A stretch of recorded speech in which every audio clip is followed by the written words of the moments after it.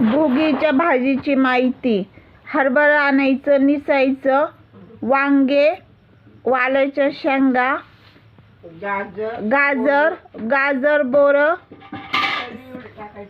सगळं याच्यात मिक्स करायचं आणि हवळी टाकायची, मसाला टाकायचा, थोडं मीठ टाकायचं, सगळं तेलामध्ये आजभर सगळं आणायचं, निसायचं, धुवायचं आणि मग पातेलं ठेवायचं गॅसवर. सगळं मिक्स करायचं, परतू घ्यायचं आणि त्याच्यामध्ये मग हवळी टाकायची आणि पाणी वतायचं आपल्याला लागन तितकं. मसाला, मीठ ते सगळं मिक्स करायचं.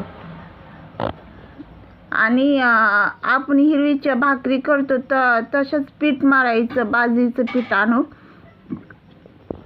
मरू घ्यायचं. कोण बारीक भाकर करतं, कोण मोठी करतं, आपल्या आवडीनुसार करायची. त्यात फक्त हवळी लावायची, हवळी आणायची, निसायची आणि लावायची आणि भाकर, हवळीची भाकर आणि भोगीचं कालवण, 12 बापाचं कालवण. कोण 12 बापाचं कालवण म्हणतात, भोगीचं बी म्हणतात. ते कालवण, हवळीची भाकर तयार झाली खाण्यासाठी.